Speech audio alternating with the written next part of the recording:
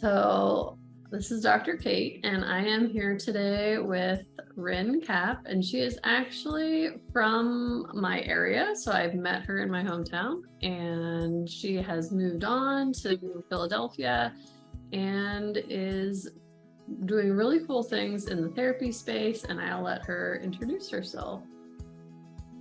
Hi, thank you so much for having me. I'm really excited to be on the podcast.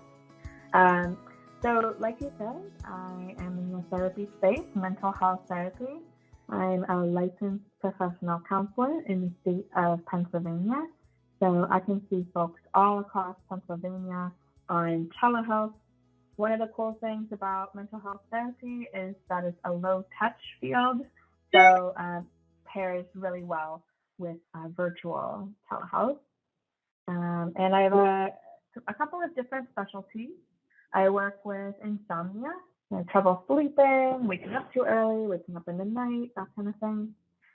LGBTQ folks, and folks either with disabilities or chronic illness or some sort of body-mind difference. So maybe low vision, hearing loss, that kind of thing. Nice. And you also do the sign language as well, correct? With your clients if they need it. Do what is that? You also do sign language with your clients if needed. That's right. Yeah. Yeah. So I'm conversational in American Sign Language. So I would refer out if anybody is absolutely fluent native sign language user, but a lot of folks grew up using it a little bit and also speaking and listening. So yes, sign language as well. Thanks for bringing that up. Yeah, nice.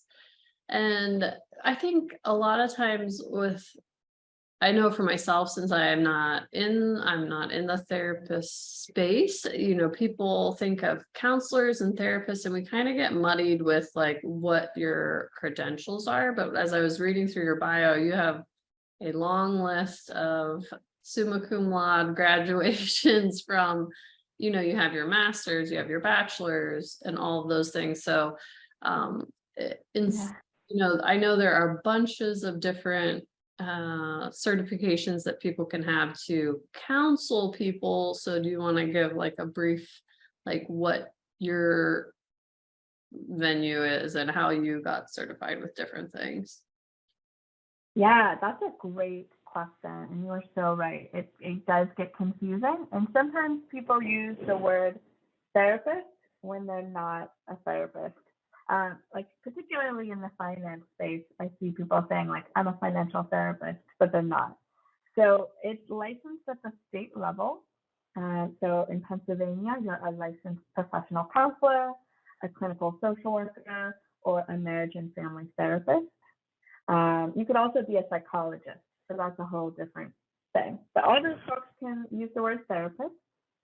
And in order to do that in Pennsylvania, you have to complete an undergraduate degree in psychology, social work, marriage and family therapy, and then a master's degree as well, as 3,000 hours of supervised experience. So it's quite a lot. Yeah, quite a lot of supervised experience, and then you can be licensed in the state of Pennsylvania. So all of that coursework has to be related to counseling and social work. So I've taken statistics, counseling strategies, theory, all of this kind of stuff. And then every year we have to do 30 hours of continuing education. So we need to be staying up on the latest information. So that's the background of being a therapist and all of that you need to do. And you can always ask folks, if you're interested in starting work with someone, you can ask them what are your credentials, and they're really required to bring that up as well. So you should be able to see on the website or on some other part of their office, their credentials and license. Yeah, because I feel like in today's day and age with social media and everything, you see lots of people who put their out there and say that they're a therapist, but I don't necessarily think that they are by any means a licensed by the state kind of therapist with all of the schooling behind it. I think people just use that Right. and just put a word before it, like sex therapist or food therapist, or you know what I mean? It can be Hmm. really, I think it devalues the word when you put so many 3,000 extra hours past your master's into it. But Right, right. There's a lot of coaching, like life coaching. I think that I see that more and more, and it's really important to be careful because you can get into big trouble for putting therapist next to your name if you don't have that qualification. There's other therapists too, like physical therapy, massage therapy. But if we're talking about mental health therapists, yeah, you want to make sure you have that. But I see that too. Popcorn therapist. I don't know. They'll put that. And sometimes it's to be silly. yeah. Yes. Well, the first thing that Rin and I had touched on was her work with insomnia. And for myself and my patients, was like really piqued my interest because from the physical aspect of people's health, I can't get people fully healed if they're not getting adequate sleep. That's when we rest, that's when we restore, that's when we have, our growth hormone works. That's all these different physiological things happen when we're sleeping to make you heal. And if you're not getting it, it's going to be a huge stumbling block. So, and I'm not good at getting people better sleep. I mean, pain wise, if they're not sleeping because of pain, that can be helpful. But a lot of times, pain, they've had it chronically, then it Mhm. becomes like a mental barrier too, because um, it becomes a totally all consuming thing of their day, and it gives them anxiety. It gives them, you know, depression, all sorts of things. So if you want to talk about your CBT-I stuff. Yeah. Yeah, absolutely. You're so right. It has such a huge impact on our life, the quality and quantity of our sleep. Mhm. And treating sleep can impact so many areas. If you can improve your sleep, it can help with depression. There's a lot of research on that. It can help with all of the healing work that you're talking about. It can really um, unblock a lot of issues and let them heal on their own. So yeah, I love CBTI because it's evidence based. Even if you just Google C, like the letter C, B, G, I, it shows up with a ton of research that shows how effective it is. So that's what gets me excited about it because I love to see results. I've run a group before for it, and just it was amazing seeing folks sleep better for the first time in a long time. And I'm running a group again, so I'm excited about that. But one of the things that can come up is usually there's a precipitating event, having a kid, having surgery, having some kind of chronic pain, maybe a shift work. We have to work overnight. And then there's the perpetuating factors. So we try to catch up on sleep, go to bed earlier. All these sorts of things work in the short term, but in the long term, they can create insomnia. So a lot of what CBTI does is kind of undoing the perpetuating factors. Mhm. And I can talk about some quick tips, but if you have had insomnia for a couple of months, it might take more than just a few quick tips.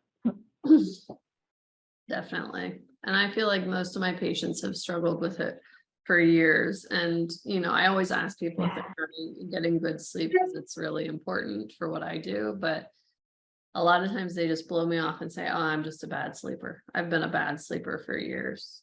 And they just kind of have accepted it. And I don't think PCPs are equipped to deal with it either. And they tell their PCP, but really they only have the resource of medication. to help with it. Yeah. Right. Yeah. It can take on a life of its own.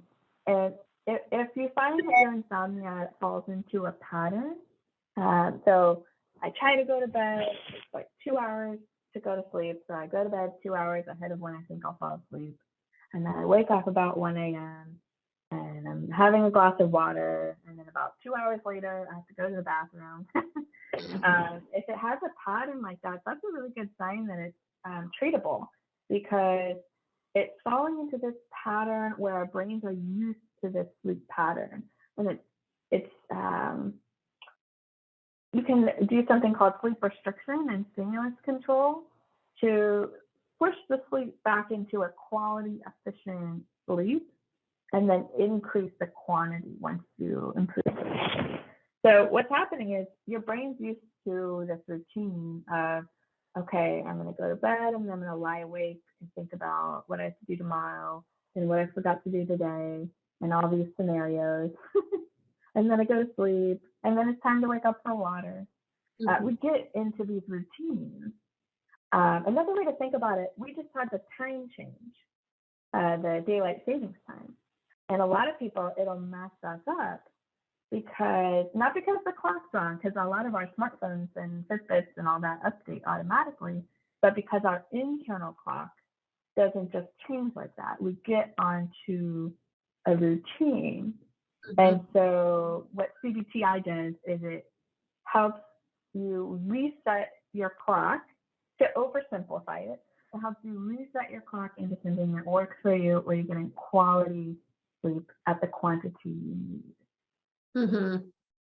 That was a lot, but hopefully that makes sense. That makes sense, and that kind of I got into Vedic meditation a year ago, and that's kind of how they see the meditation is. It's a condensed period of really quality deep rest that is better than just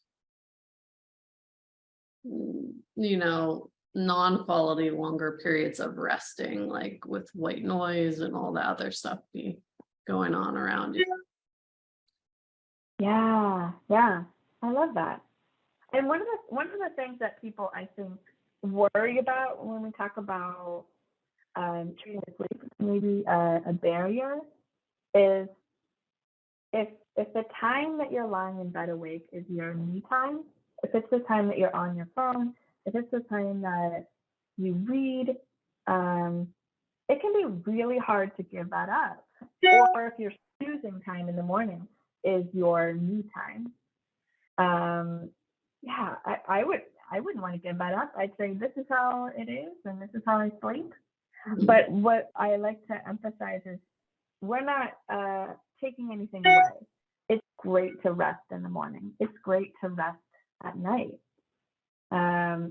So yeah, we're not taking anything away, but that can be a barrier sometimes.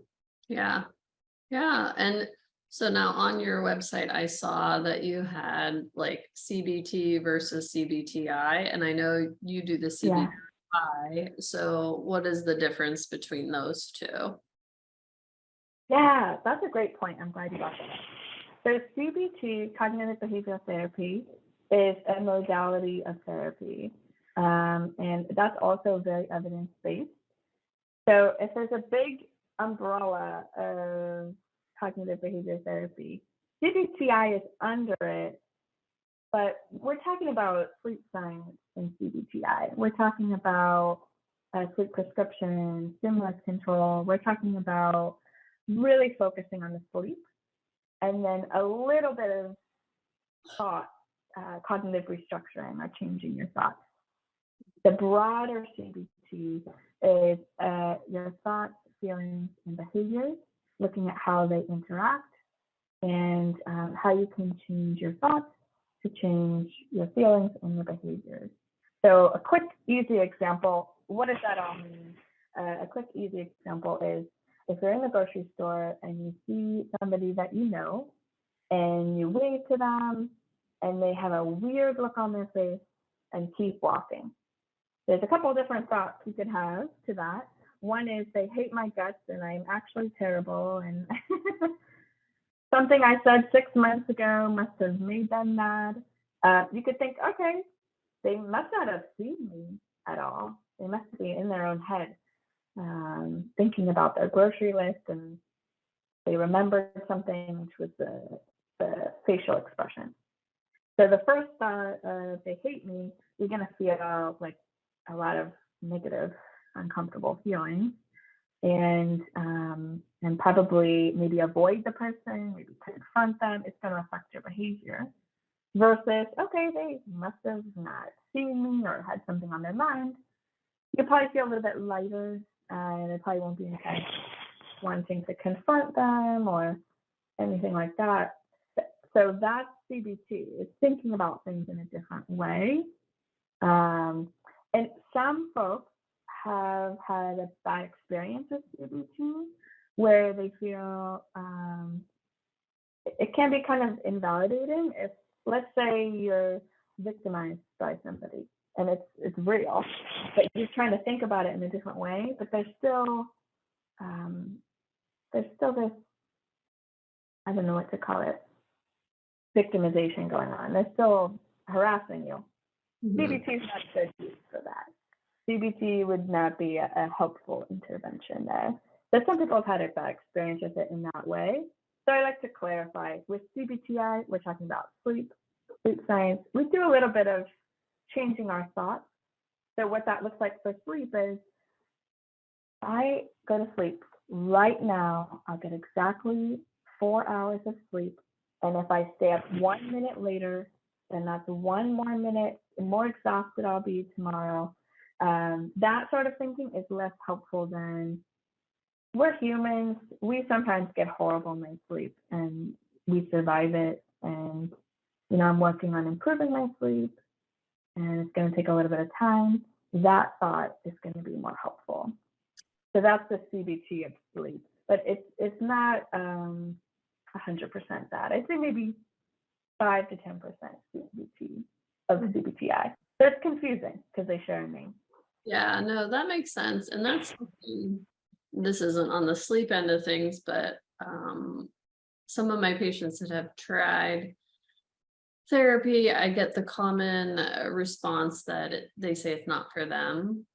And I say it's like probably like chiropractic. You probably just haven't found the right type or the right provider for you. There are tons of different techniques and therapies out there for chiropractors and PTs to use. And that one type of treatment might simply not have worked for you, or you just didn't mesh well with your provider. That doesn't mean the whole profession as a whole entirety has failed you. And I think definitely therapists. So I'm so glad you brought that up. I had that a little bit with chiropractors. There's different modalities, different treatments, different styles, and there's a lot of different types of mental health therapy. It might be helpful if you feel like it wasn't for you.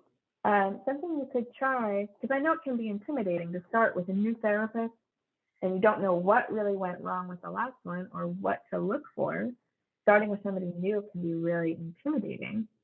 So something that might be helpful in that case is to learn about therapy modalities. So some examples of some stuff you could look up and see if it feels like a good fit.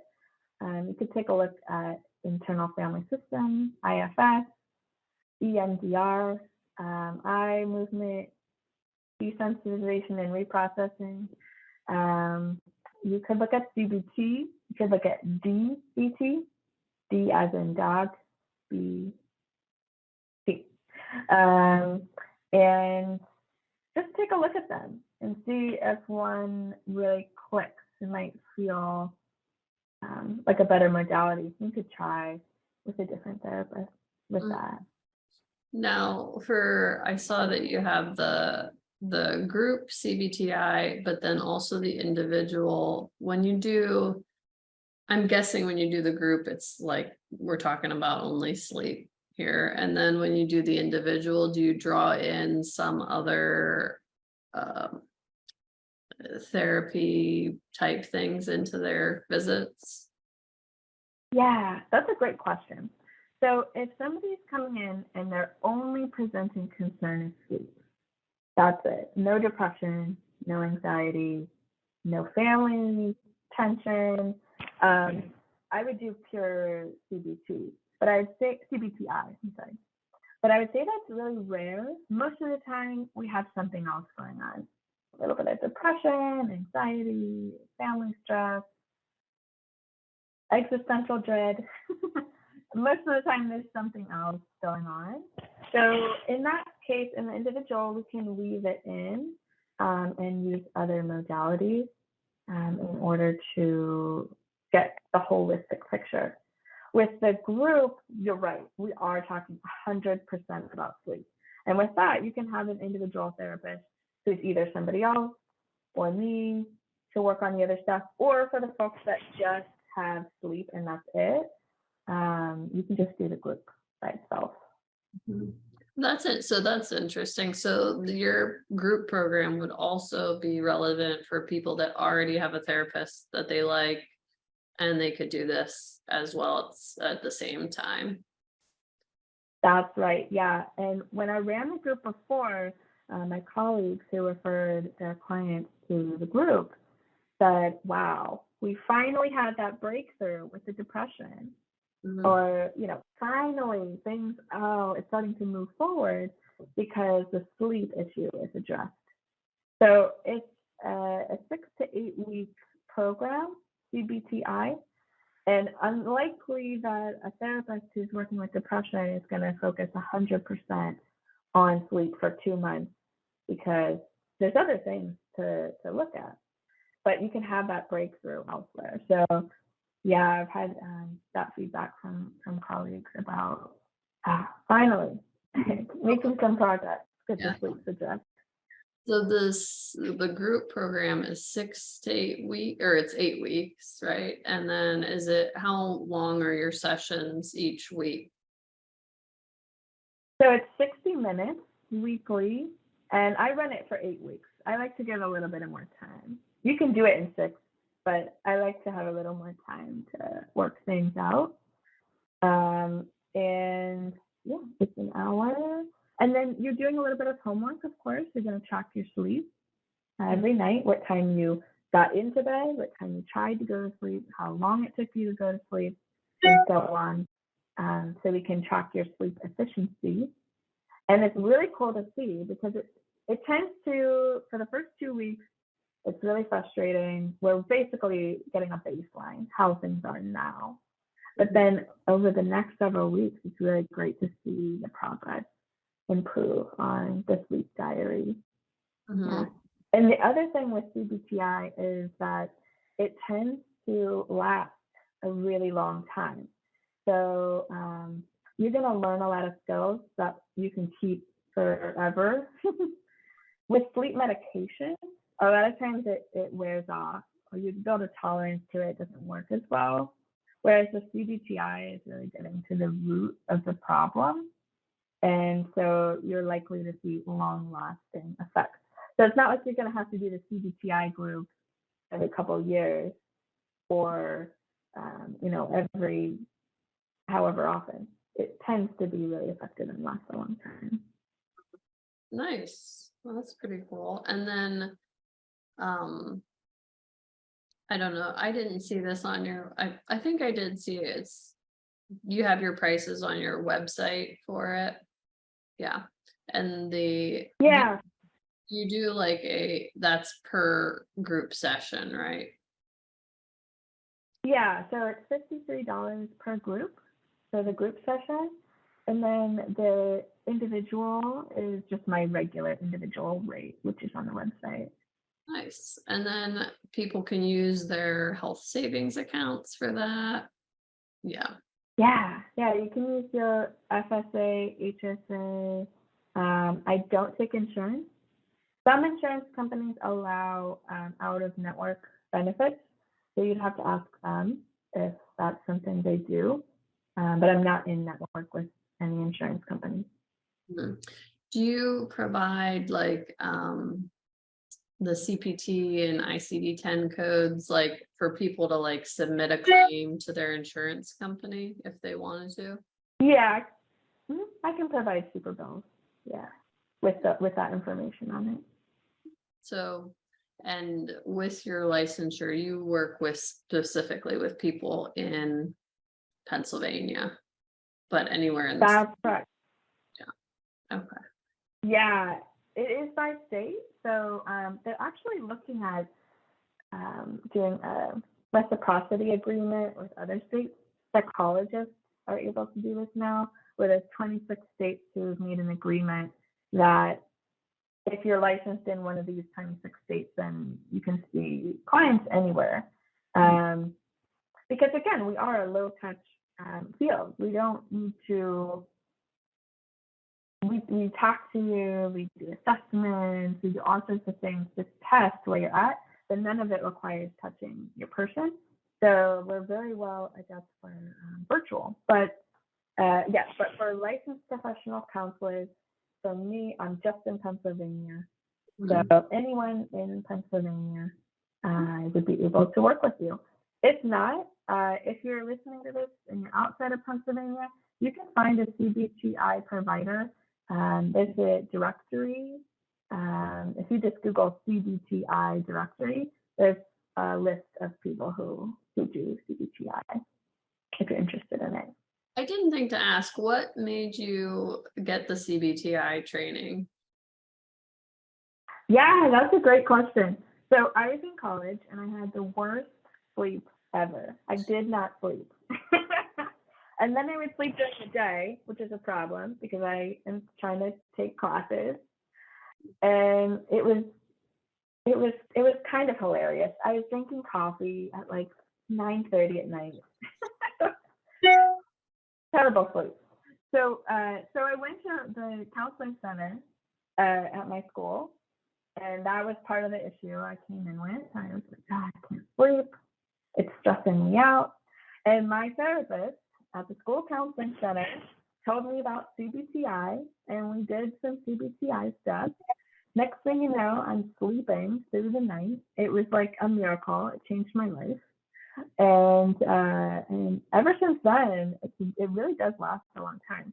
Sometimes we all, I'm on my phone at night. I slip up a little bit, but as soon as I implement the strategies again, I sleep well. So yeah, it came from a very personal place. I'm naturally not a good sleeper, but CBT-I helped me a lot.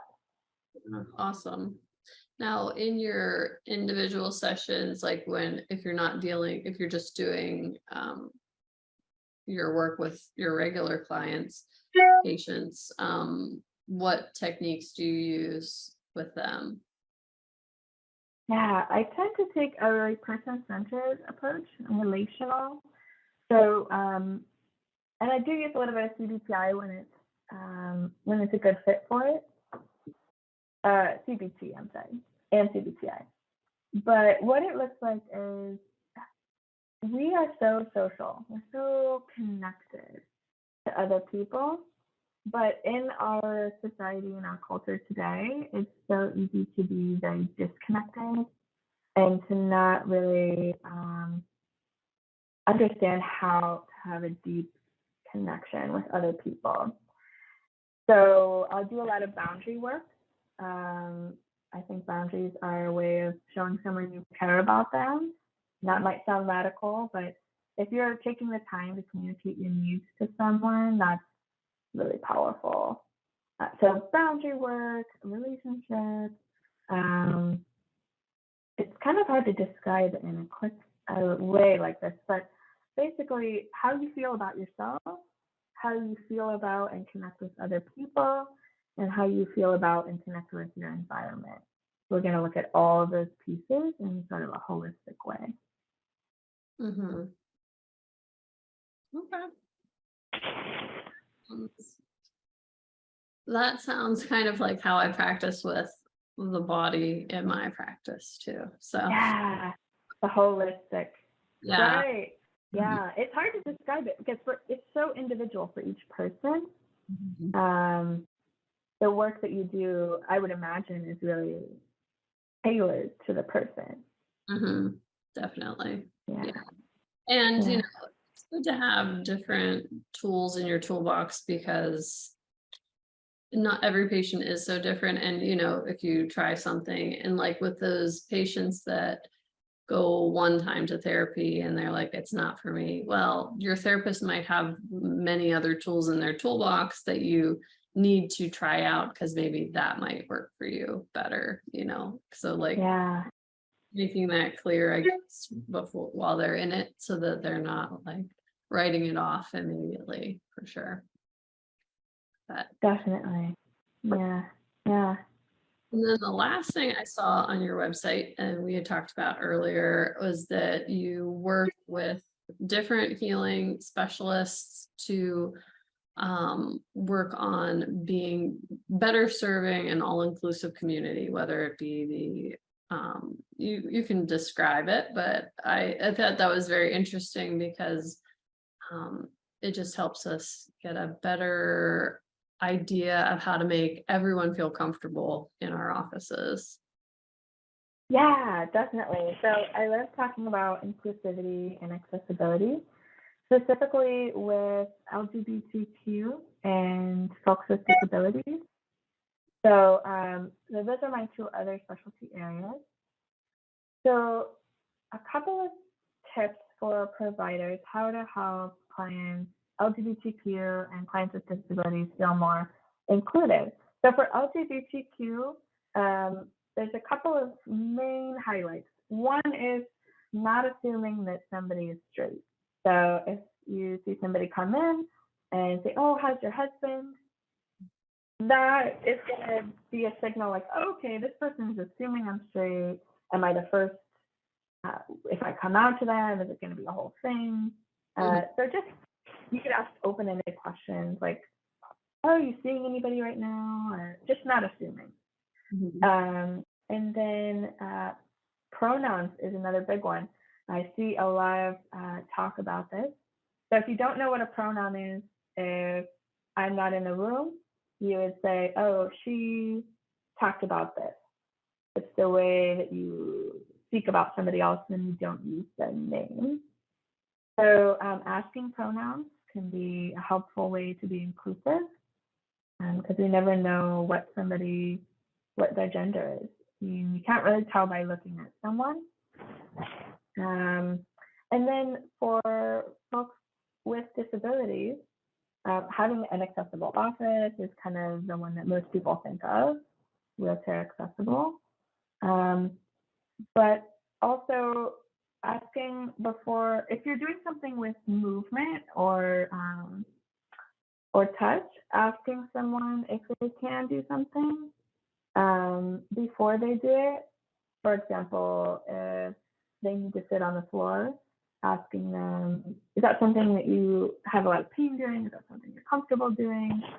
That can be helpful as well. And I work a lot with a virtual space, digital accessibility. I did a blog about it. But for virtual accessibility, making sure that things have captions, closed captions, and that a screen reader can read them. So somebody who's blind or low vision, they would use a device that reads it for them. And that can kind of all feel overwhelming. I get that feedback a lot that, oh my gosh, I don't know what to do. So stressful. But just taking it one thing at a time and just little by little improving over time can be helpful. I think that there's been a lot of, as I've gone through, I started doing more online stuff and the exercises online, that kind of thing, when the pandemic hit, because I don't sit still very well and I had a month off. And I've noticed that there are a ton of free apps. Like I use the Captions app, and it will transcribe things for me up for free, up till 3 minutes. So that works well with those shorter things that I do, whether it be on YouTube or TikTok, those kind of things. And so that's Yeah. really nice that they've come out with those really affordable options, and you can edit yourself and that kind of thing, because it can be pretty labor intensive to do on your own. Yeah.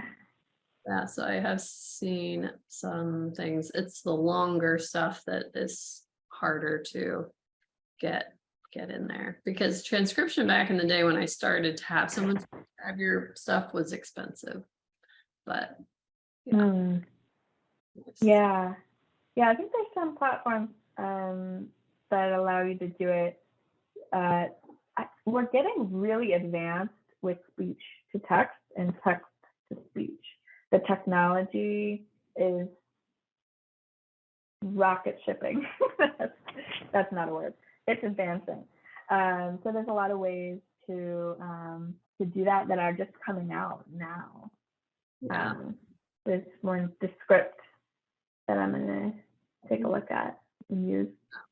Yeah, and I had used one when I first started that I paid for that did do longer ones. I just remembered this after we had talked, called Zub titles, ZUB titles, and it will do longer ones for you, but you have to like sign up for so many transcriptions per whatever monthly period. Yeah. Yeah, that's great. Yeah. One other thing too that can be helpful is to ask if folks need accommodations. Is there anything you need? Just setting the norm for that. And it can be really hard as a solo practitioner if you're in private practice, but even setting aside a really small amount of the budget for accommodations, that can be helpful to do as well. It doesn't have to be a lot, and most accommodations don't cost anything. Just an adjustment. Well, actually, we just this isn't an accommodation, but we just switched software. It's like our note-taking software, and it just populated itself and has a space for what your pronouns are. So yeah, that's perfect. Yeah, that's so great. A lot of folks really benefit from that. The impact of using someone's correct pronouns on their mental health is phenomenal, and the impact of misgendering someone is devastating. So yeah, it makes a huge difference. And if somebody just uses the pronouns that you would assume, then you just have those pronouns in there. It doesn't hurt anything. Yeah. And a lot of times in the software we had before, it wasn't very customizable. You just get what you get. It sends it out. You can't edit things. And so for this new software, I see that they're making changes. It's a newer company. You can edit things if you want to. It puts stuff like that in there automatically. Yeah. The technology more and more is moving in that direction to make it sort of seamless, including pronouns. Telehealth platforms are including captions more and more often. It's really moving in that direction, which is great. Definitely. Well, awesome. Well, I will put Rin's website info below in the description. And if you have any questions, or if you'd like to reach out to her to work with her, I am going to make her info available at the office, because I think that getting more sleep is going to benefit my patients and everybody. And I feel like the group setting seems less scary, less, one-on-one seems to be a little more frightening to people at first. So usually sometimes have people start with the group setting and be like, okay, maybe I have some other things that I need to address, and then go on and do other kind of therapy after. Yeah, definitely. It can take the edge off. It can ease into it. And the CBT-I group, it sort of feels like you're taking a sleep class. Mhm. So if it's helpful to think about it, if it feels a little less scary that way, like I'm taking a sleep class and there's homework and everything. So yeah, and I adapt it to all levels. So if a lot of the terms I use are really confusing, don't worry, we break it all down. I won't overwhelm you with technical jargon, but you will leave much more knowledgeable about sleep and how to get a better night's rest. Awesome. All righty. Well, thank you so much. And let me know if anyone has any questions for Rin. Okay. Awesome. Thank you so much for having me.